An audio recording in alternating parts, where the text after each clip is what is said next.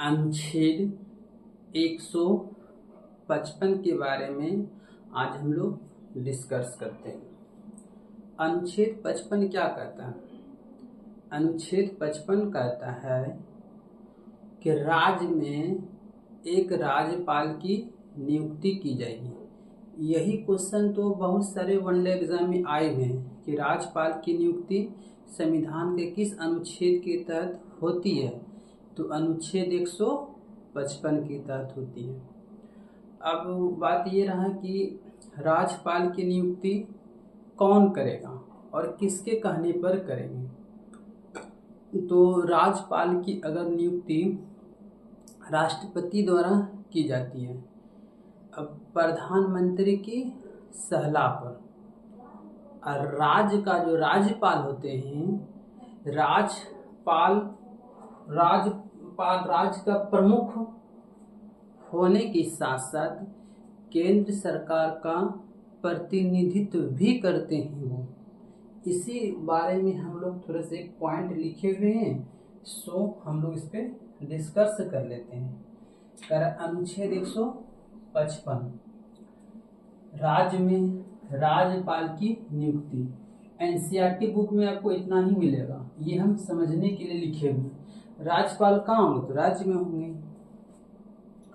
पहला नोट है, राज्यपाल की नियुक्ति राष्ट्रपति द्वारा की जाती है, जो अभी हम लोग बता चुके हैं, जो कि राज्य का प्रमुख होने के साथ साथ केंद्र सरकार के प्रतिनिधित्व के रूप में भी कार्य करता है।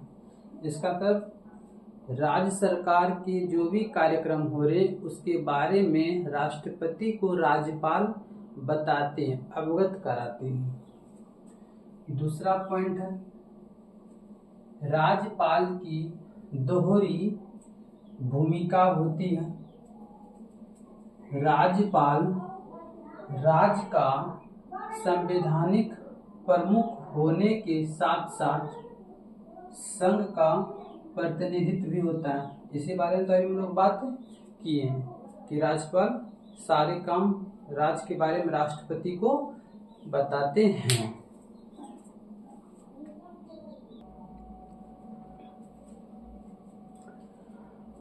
अनुच्छेद 156 156 इसमें बोला गया है कि राज्यपाल की पदावधि, इसका मतलब है कि राज्यपाल कितने वर्ष तक अपने पद पर रह सकते हैं, किस आयु में वो राज्यपाल बनते हैं और कितने आयु में वो रिटायरमेंट हो जाएंगे।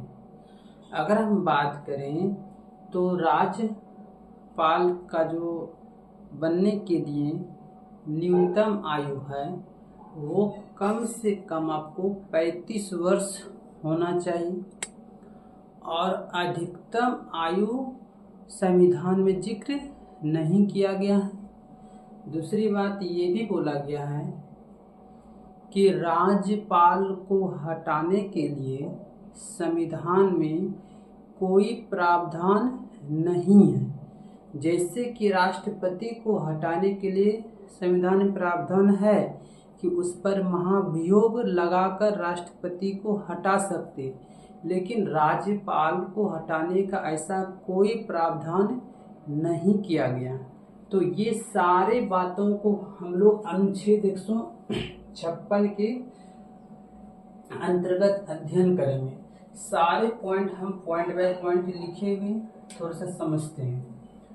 अनुच्छेद 156 राज्यपाल की पदावधि। पहला पॉइंट में हम लोग लिखे हैं, राज्यपाल राष्ट्रपति के पश्चात पर्यंत पद धारण करता है। इसका मीनिंग क्या हो गया कि राष्ट्रपति जब तक सोचेगा, जब तक चाहेगा, तभी तक राज्यपाल अपने पद पर रह सकता है। दूसरा पॉइंट है, राज्यपाल की नियुक्ति 5 वर्षों के लिए होती है, ये तो सभी को पता है।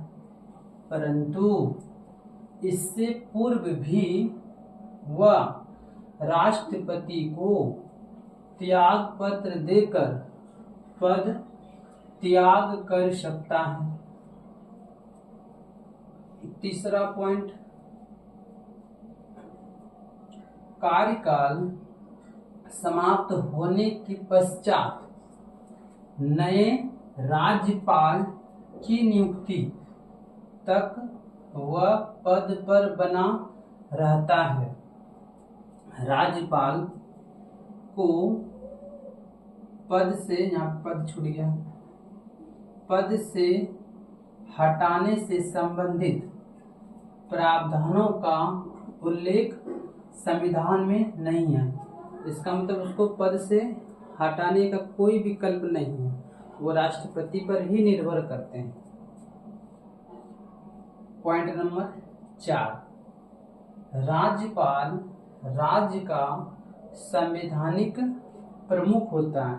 ये लाइन तो हम लोग ऊपर वाला भी पढ़े लेते हैं। तो इस प्रकार से अनुच्छेद 156 जो सारी बात बोलते हैं वो हम लोग खत्म किए।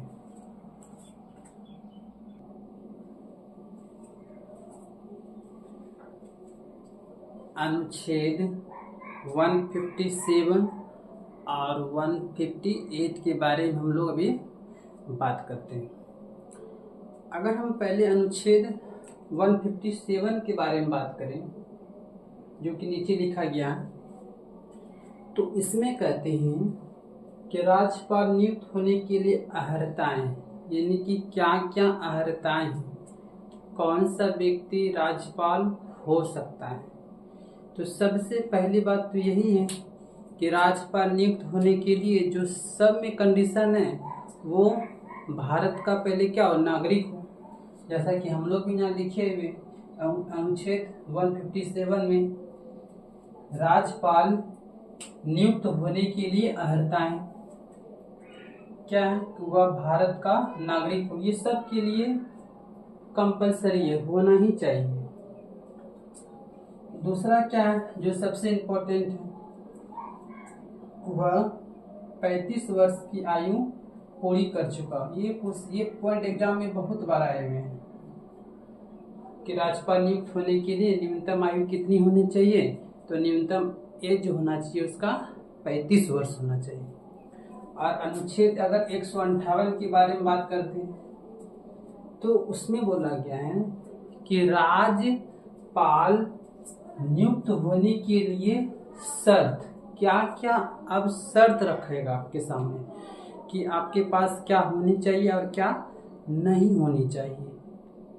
इसके बारे में चर्चा अनुच्छेद 158 में किया गया।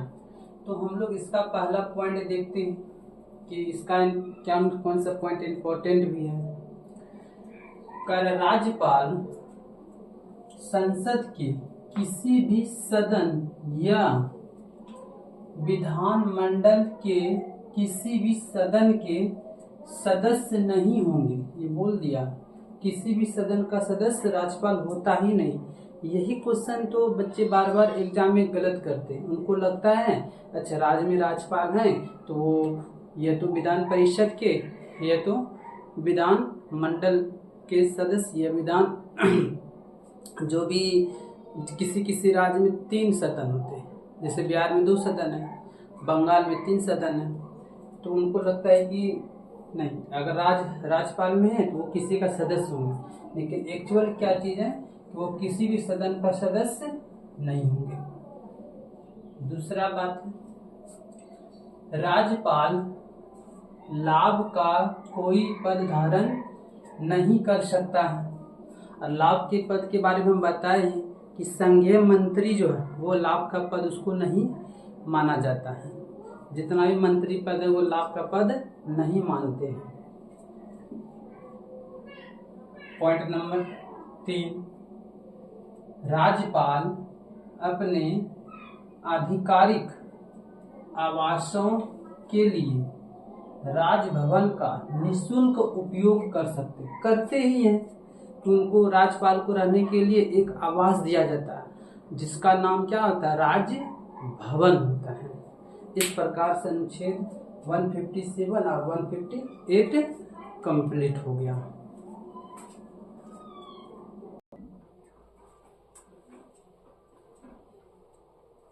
अनुच्छेद 158 का को, यह 1 नंबर बोलिए या इसको ओ बोल सकते हैं या आप को बोल सकते हैं।